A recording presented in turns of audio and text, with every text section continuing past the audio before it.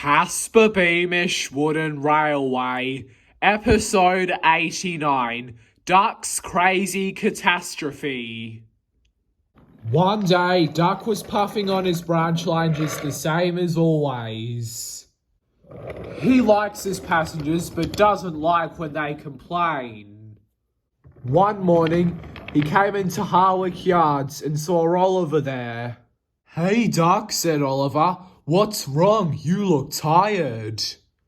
"Oh, Oliver," said Duck, "my passengers won't stop complaining. I won't have any more of it." "Well, my passengers complain a lot too," said Oliver, "but that doesn't matter. I'm fine with it, right, Toad?" "Mr. Oliver," said Toad, "you need a head scratch. I'm not even with you when you pull coaches." "Oh, yes, that's true," said Oliver. "Anyway, ever since Douglas saved me, I've been loving my life here, even if the passengers do complain from time to time." "Well, I don't," said Duck. "They keep complaining that the gap between the coach and the platform is too wide and everything. I'll have none of it." And Duck puffed away to finish his train.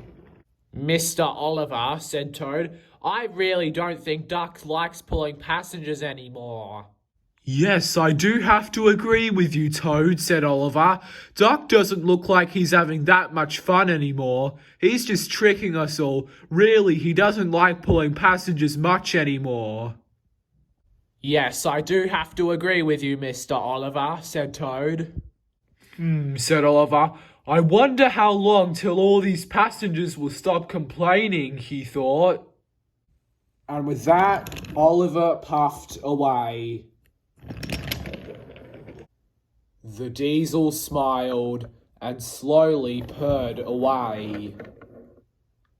The next day, Duck was waiting at Vickerstown Station when an oddly familiar engine Duck had recognised before pulled in. "Sorry to interrupt," said the engine, "but what station's this?"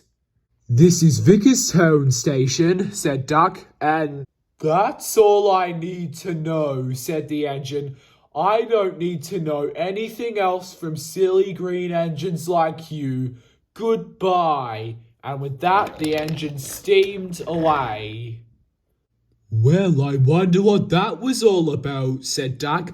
"I seem to remember that engine very well. I think I remember seeing him with Gordon." Just then, one of Duck's passengers stepped out. "Excuse me," he said, "but this train is already running 13.94 seconds late. Come on, move it. I'm going to be late for work." "Oh dear," said Duck. "My fireman isn't even back yet. I can't go." A few minutes later, when Duck's fireman did return, Boko rolled in. "Duck," said Boko, "you're already several minutes late. Come on, you need to go." "Yes, I know. Thanks, Boko," said Duck. "I'll go now." "Come on, Duck," said Boko. "Otherwise your passengers might think you're unreliable and stop riding, and then your branch line might eventually close."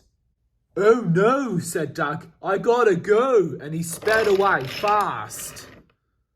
I wonder why Duck was in such a hurry, thought Boko.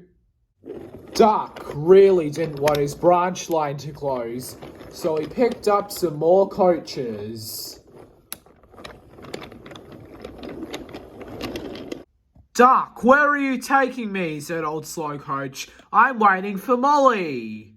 "I know," said Duck, "but I'm taking some extra passengers today so that my branch line won't close and I can show the Fat Controller that I can pull them."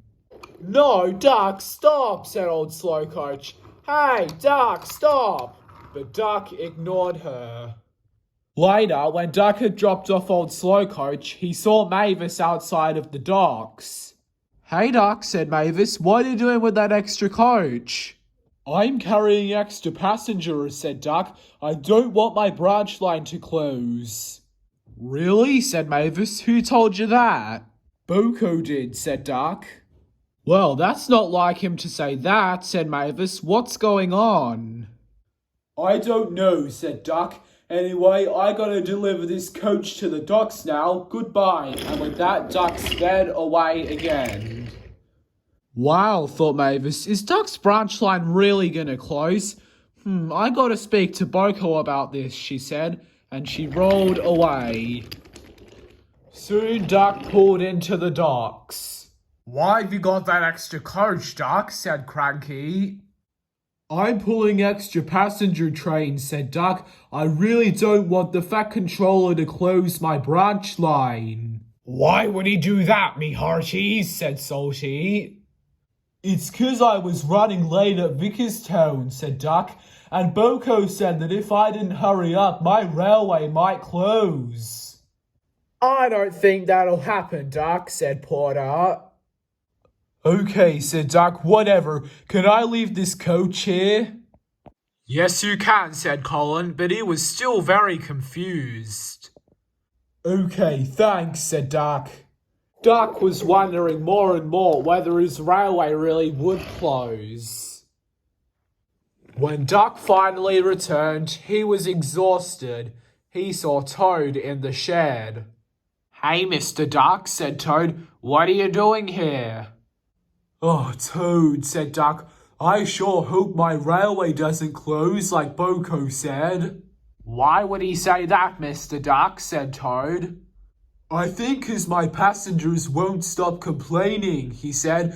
They kept telling me everything. They were running late. But your branch line won't close, Mr. Duck, said Toad. Really? Said Duck. Why did Boko say so then? I think you took it too seriously, Mr. Duck, said Toad. Okay, said Duck, but I don't know how I get my passengers to stop complaining. It's 'cause they always like to be on time, Mr. Duck, said Toad. They never like running late, even though your branch line trains run late quite often. Oh, I guess so, said Duck, but is the Fat Controller really gonna close my branch line? Of course not, Mr. Duck, said Toad. You're completely catastrophizing. Okay, I guess so, said Duck. Hey, Toad, one more question. You know that big green steam engine? What big green steam engine, Mr. Duck, said Toad. Well, I think I remember seeing that exact engine many years ago. He was standing in front of me and Gordon. I don't know who he is, but he looks oddly familiar. He didn't like us at all when we saw him many years ago. That I do not know, said Toad. Oh, okay. He didn't like me. He said that I was a silly green engine and that he didn't need to know anything else than what station Vickerstown was. I suppose he's probably super busy. You know all those mainland engines, how they don't like to talk to us. I don't know, said Duck. I think he was someone important. I definitely remember seeing him with Gordon many, many years ago. Whatever, said Toad.